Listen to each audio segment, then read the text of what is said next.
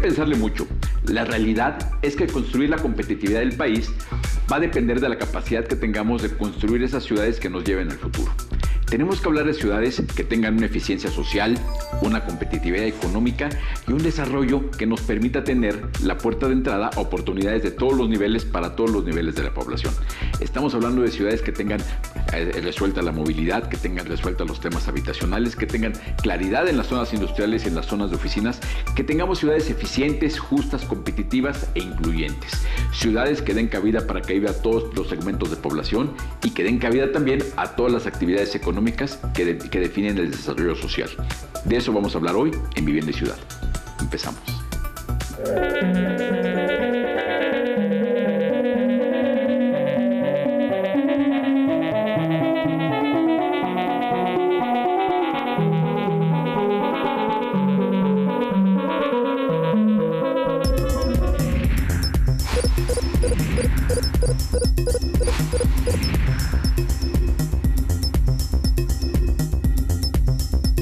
De acuerdo con el artículo 115 constitucional, los gobiernos municipales en el país están facultados para formular, aprobar y administrar la zonificación y planes de desarrollo urbano municipal, así como de sus reservas territoriales.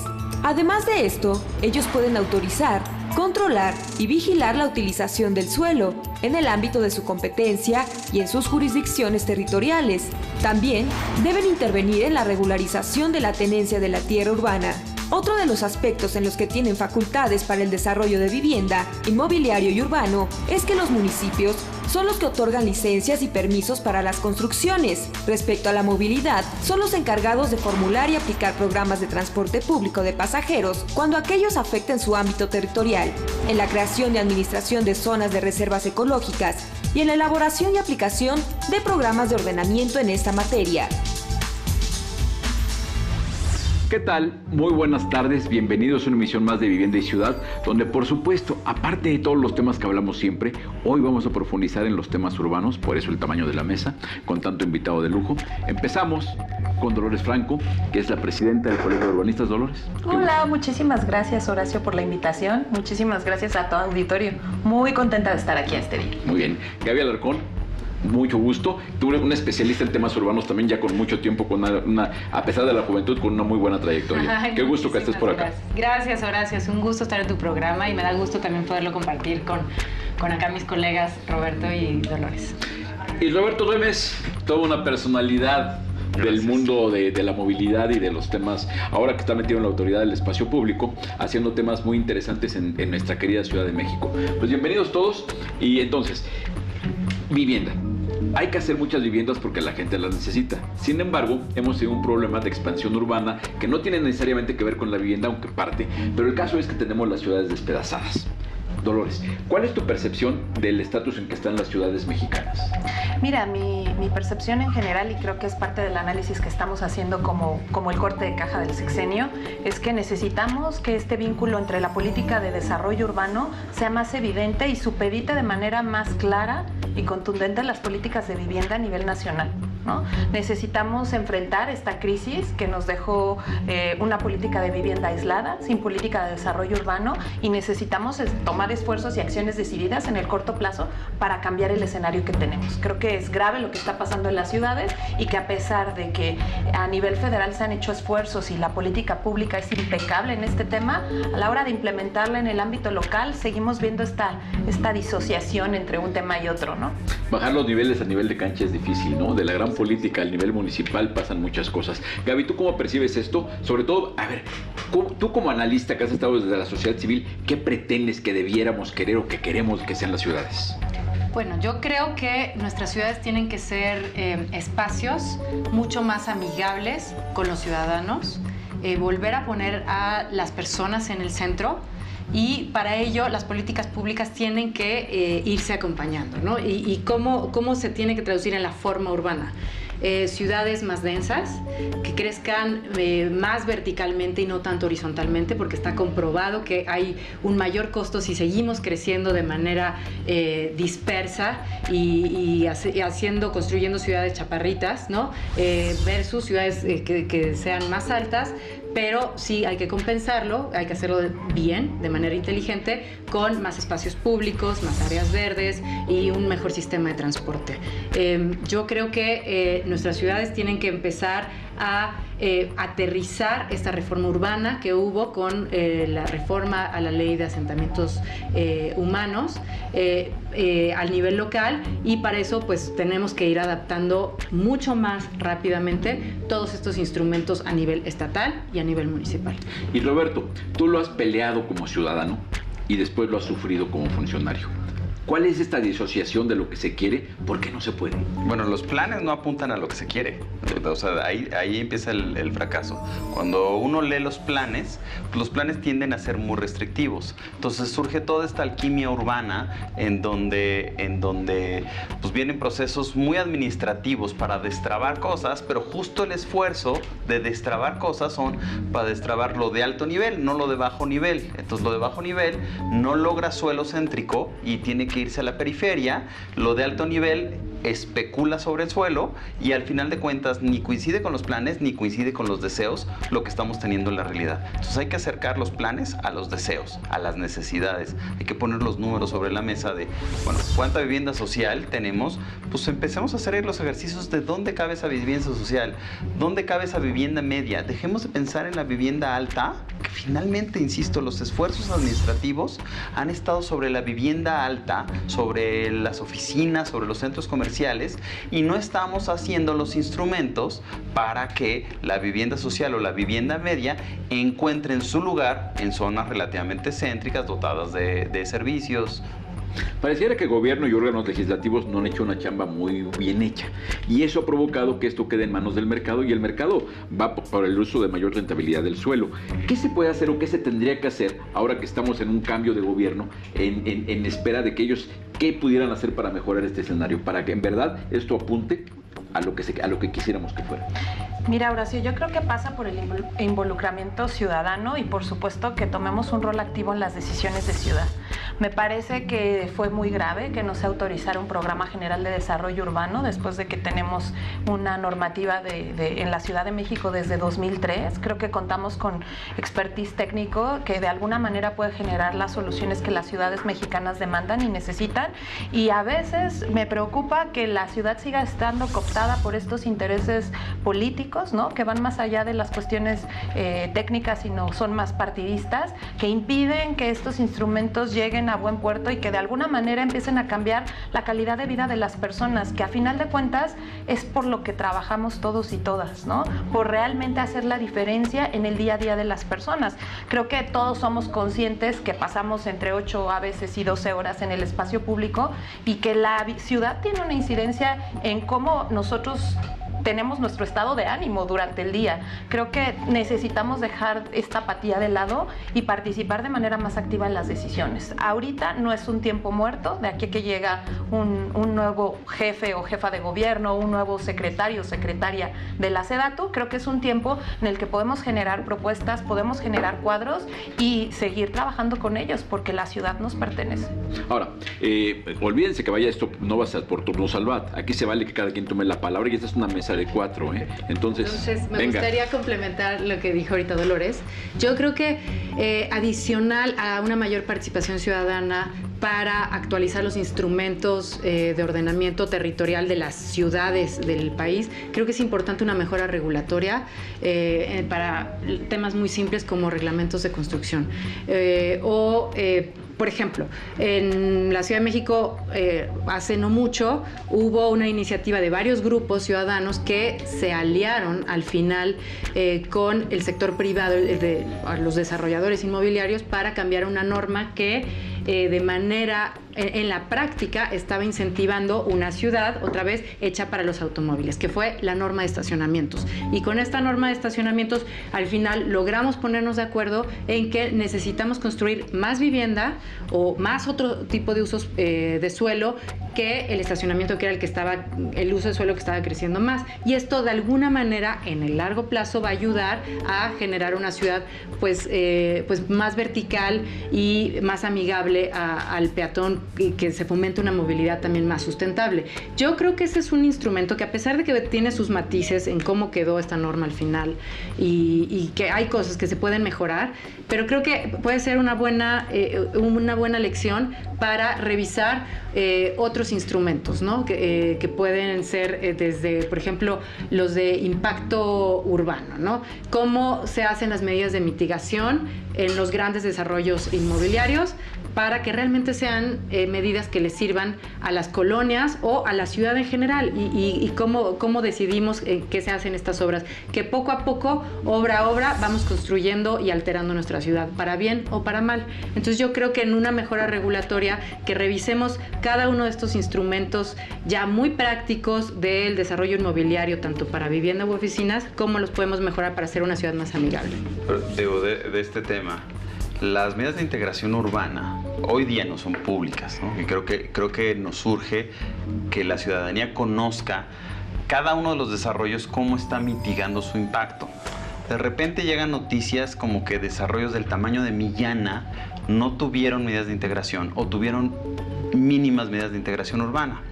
Y cuando uno ve otras partes del mundo, cuando una zona industrial como lo era parte de la irrigación, Granadas, etcétera, y ahora es una zona habitacional y comercial, de la noche a la mañana pasó todo este proceso. ¿Y qué nos dejó? En otras partes del mundo nos deja una línea del metro, una integración al resto de la ciudad. ¿Y qué es lo que tenemos nosotros? Una desintegración total. Se habla, y lo dijo el secretario de Desarrollo Urbano y Vivienda en su informe del año pasado a la Asamblea Legislativa, en la glosa del informe, de 8,000 millones de pesos de medidas de integración urbana. ¿Dónde están? ¿Por qué no las vemos? ¿No? En el caso de la Autoridad del Espacio Público, justamente al llegar yo, nos quitan las medidas de integración urbana, ¿no? O sea, ha sido tan incómodo que hasta nos quitan las medidas de integración urbana. ¿Y qué es lo que están haciendo, no? Entonces, no hablan con la ciudad las medidas de integración urbana, y tiene un potencial enorme para la transformación de la ciudad. Sí, y me gustaría apuntar en ese sentido el tema de la transparencia y la rendición de cuentas que tenemos que hacer en el sector, ¿no? ¿Qué pasa por esto? Hemos visto que el común denominador en la ciudad son los nos vecinales. Ahora es un común denominador para una obra, si es de alguna manera importante o no se valora, ¿no? Creo que también tenemos que hacer, y esa es una labor que el Colegio de Urbanistas está haciendo, de acercarse a terreno e informar sobre este nuevo paradigma urbano que estamos implementando, ponerlo accesible para los ciudadanos y tratar de hacer ese esfuerzo por comunicar mejor la importancia de lo que pasa en el espacio público como bien común que nos pertenece a todos y a todas, y transformar estos nos en sí para la ciudad. Creo que pasa también por la transparencia de los recursos, Roberto. Los procedimientos, quizá, una obra que tiene 50,000 metros cuadrados, pues tiene un impacto muy fuerte. Claramente tiene que pasar por un proceso social.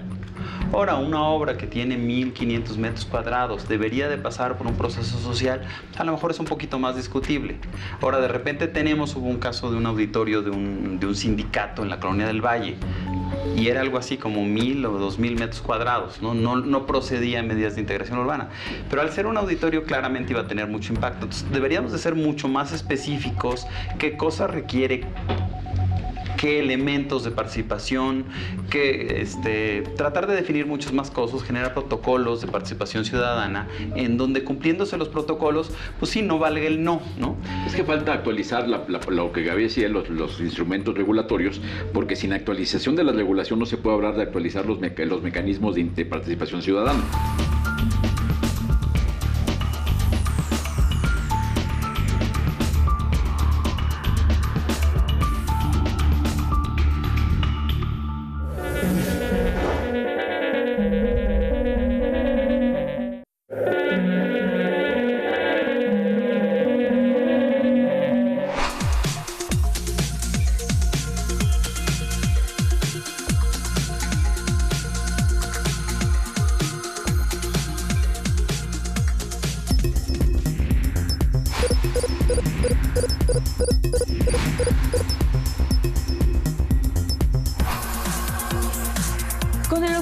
mejorar las ciudades, existen ciertos lineamientos que permiten a las diferentes entidades del país regular el crecimiento de las mismas. Uno de ellos es el libro quinto del Código Administrativo en el Estado de México, el cual permite a la entidad contar con una normatividad moderna y actualizada en materia de ordenamiento territorial, urbano y metropolitano.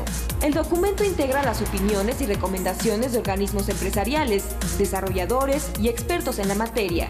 El 9 de enero del 2018 se anunció que la Secretaría de Desarrollo Urbano y Metropolitano aprobó las actualizaciones y modificaciones realizadas en él, con la finalidad de convertirlo en facilitador del desarrollo económico y social en la entidad, para pasar de un marco regulatorio rígido a uno promotor del desarrollo económico. A su vez, la Ciudad de México cuenta con el Programa General de Desarrollo Urbano, cuya devolución se aprobó por la Asamblea Legislativa en marzo del 2018. Explica cómo debe ser ocupado el territorio, qué áreas deben seguir como conservación ecológica, cómo generar un balance entre el oriente y poniente de la ciudad, conocer las zonas con potencial por su proximidad con líneas de transporte, atender la demanda de vivienda en todos los sectores, identificar zonas de valor patrimonial y conservarlas, cómo garantizar el respeto y desarrollo de los pueblos y barrios originarios. Para su creación participaron más de 2.200 consejeros, entre organizaciones sociales, vecinales, gremiales, académicas y los 3 órdenes de gobierno. Plantea 19 estrategias con la igualdad, participación ciudadana y el enfoque de resiliencia como líneas de acción. Ahora que viene una política pública de ordenamiento territorial que baje al ámbito local, que hable del ámbito metropolitano, ¿qué pasa con todos esos temas? La metropolización de las ciudades, el aspecto de desarrollo regional, ¿qué pasa? ¿Qué se puede hacer para que eso en verdad se dé? Que no se está dando, hablamos de metrópolis, pero no tenemos eso.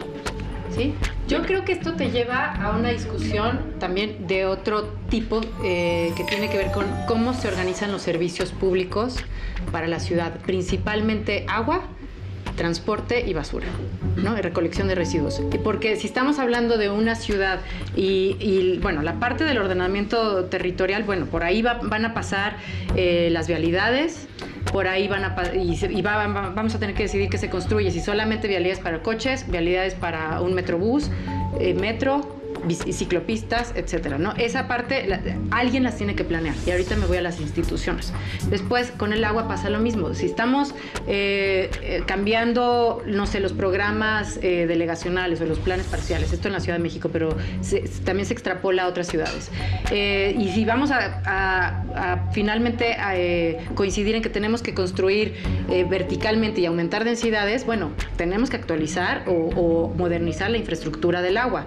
¿Quién va a tener la capacidad para hacerlo? Porque hoy se está pagando, pero tenemos un SACMEX que quizá no tiene la capacidad. ¿Pero cómo coordinas? El tema es coordinación de instituciones y a veces los presupuestos. Instituciones metropolitanas. Se habla de transporte público, por ejemplo, pero siempre que se habla de planeación, a todo el mundo se le olvida poner la etiqueta con los presupuestos. Sí. Y a veces la planeación es muy metódica, pero no nos está llevando al resultado, ¿no? Muy académica. Vuelvo al tema de las granadas. El programa maestro del metro, el último que se emitió, que es 1996, traía el trazo de la línea B del metro por algunas de estas calles de las Granadas, para rematar en la Secretaría de la Defensa Nacional. Si ya teníamos más o menos ese tramo, puede ser que lo corrigiéramos, lo que sea, pero nos lo debió haber pagado todo este desarrollo de las Granadas. Sí. O parcialmente, a lo mejor no daba para todo, o parcialmente, bueno, no lo pagó y no ha pagado ni siquiera la estación intermedia que se plantea Granadas. Y el famoso SAC, alguien calculó que generaba 4,000 millones de pesos, pues lo sacaron a esa persona y hoy no se ven los impactos salvo el corredor del ferrocarril de Cuernavaca. Pues justamente lo que quiere la gente es ver, a ver, si ya hiciste todo este desarrollo inmobiliario, pues dame los servicios para que quede mucho mejor ligado. A nivel nacional habría falta también una institución muy importante. Y todo este desarrollo que luego terminó en una crisis financiera del sector inmobiliario hace unos años. En los suburbios de las ciudades se dio porque la atribución de planeación, la atribución sobre la asignación del suelo, los usos del suelo, es municipal. Pero no todos los municipios, y a veces hasta podríamos preguntarnos si los estados, tienen la capacidad de generar esos planes. Es ahí donde la SEDATU debería de estar asegurándose que todos los municipios tengan planes actualizados con las metodologías correctas. Si lo pueden pagar ellos, que lo hagan ellos. Si no, pues que venga la asistencia y asegurarnos que todo el país opere como reelegido. Cierta homologación de criterios y apoyado por recursos federales, por subsidiariedad, cuando no haya la capacidad local. Platicábamos fuera del aire. Se habla de la densificación, del uso eficiente del territorio, y hay lugares como Hidalgo donde te autorizan 50 viviendas por hectárea. ¿Cómo coordinar lo que dice Roberto, esa política pública, para que esos grandes objetivos se plasmen en realidades en el ámbito local? Es que justamente vuelvo a lo que comentó Gaby, que es muy importante, el tema de la adecuación de los marcos normativos en los estados, ¿no? Se va a cocer diferente la densidad en Hidalgo que como se tiene que cocinar en la Ciudad de México, y tenemos que ser capaces de reconocer las diferencias regionales que hay y atender y crear instrumentos a la medida para cada realidad.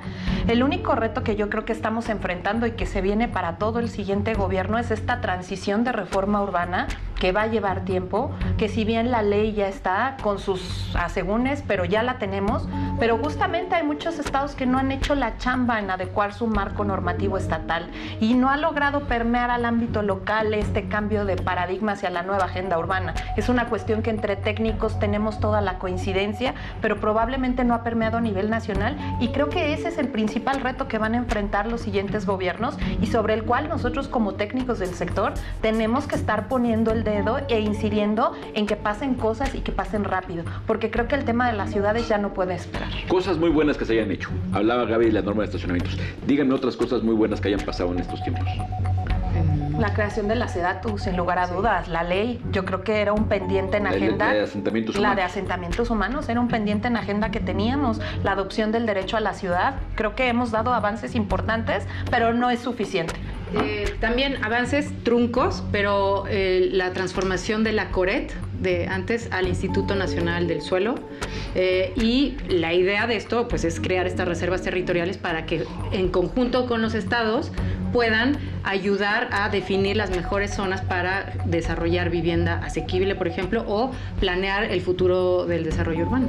Otras cosas buenas que hayan pasado. Yo creo que lo principal ha sido la discusión. Creo que vamos caminando hacia consensos, quizás sea una élite técnica, pero vamos caminando hacia consensos por lo menos de la dirección. Creo que las cosas no han ido al ritmo que quisiéramos. Sí, el derecho a la ciudad es fundamental y el derecho a la ciudad forma parte de una serie de discusiones en este tema y en muchos otros que nos van marcando lo que queremos lograr. Hay una disociación, como decía al inicio, de los planes urbanos con lo que queremos lograr. Los planes son demasiado restrictivos, lo cual nos fuerzan a estas herramientas que si transferencia de potencialidad, etcétera. Y entonces siempre hay que pensar como urbanista del diablo. Y entonces, pues más bien deberíamos de pensar con mucho más sensatez. La participación vecinal de ser un poco más abierto a las densidades, porque todo el mundo dice, no, pues yo quiero que mi colonia sea de 3 niveles. Pues no, creo que de 5 niveles puede funcionar muy bien, pero sí es cierto que en algunos casos deberíamos de rechazar cosas altísimas, ¿no? O sea, a mí me parece que en Joco no va el hacer este tipo de monstruos, y así como Joco hay varios más, pero las reglas nos permitieron hacer estas alquimias o pensar como urbanistas del diablo, y entonces ahora tienes en construcción el edificio más alto de la ciudad en un pueblo con un templo del siglo XVII y que eventualmente debajo de ese hay alguna pirámide, ¿no? Bien, ahora nos quedan 2 minutos, aunque no me lo crean.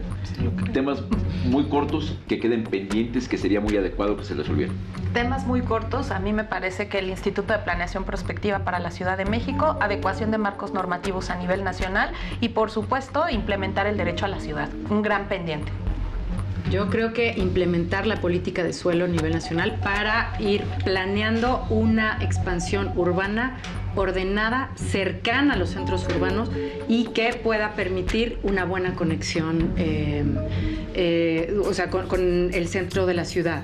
Creo que también es muy importante desarrollar a nivel metropolitano instituciones técnicas, no políticas, que tengan presupuestos propios, y que eso únicamente se va a lograr con el apoyo de los gobiernos estatales y un apoyo también de las instituciones federales dedicadas a promover servicios técnicos como transporte y agua de buena calidad, con agua y el PROTRAN. Estoy hablando específicamente porque sus alcances son muy pocos y no tenemos instituciones metropolitanas que sean eficientes y den buenos servicios públicos. Roberto, hay que cruzar el desarrollo inmobiliario con la dotación de servicios. O sea, no tiene sentido tener calles congestionadas o transporte congestionado si estás desarrollando en la misma zona. Eso te lo debería estar pagando. Y sé que a veces aportan a algunos fondos, pero no está ocurriendo, ¿no? Entonces, a lo mejor esos fondos se van a la gran bolsa de finanzas y no están ocurriendo este financiamiento directo entre el desarrollo inmobiliario y el transporte o la dotación de parques, de espacio público, de agua. Que la lana se aplique en la zona que se genera. Mira, sí, pero también tienes que llegar a cruzar, ¿no? O sea, que la lana de las zonas más prósperas apoye a las zonas más pobres, sí. Pero lo que es fundamental es que si estamos creciendo en metros cuadrados de inversión, construcción, que esos metros cuadrados también vayan dándonos lo que nos falta. Pues amigos queridos, nos hubiera faltado mucho más tiempo, pero terminamos. Muchas gracias por este tiempo. A ustedes, muchas gracias. Y a ustedes, gracias. Esto es Vivienda y Ciudad y créanme, el futuro de las ciudades es asunto que nos compete a todos, como dicen nuestros invitados. Hay que estar muy atentos y hay que ser actores de este cambio. Nos vemos la próxima semana.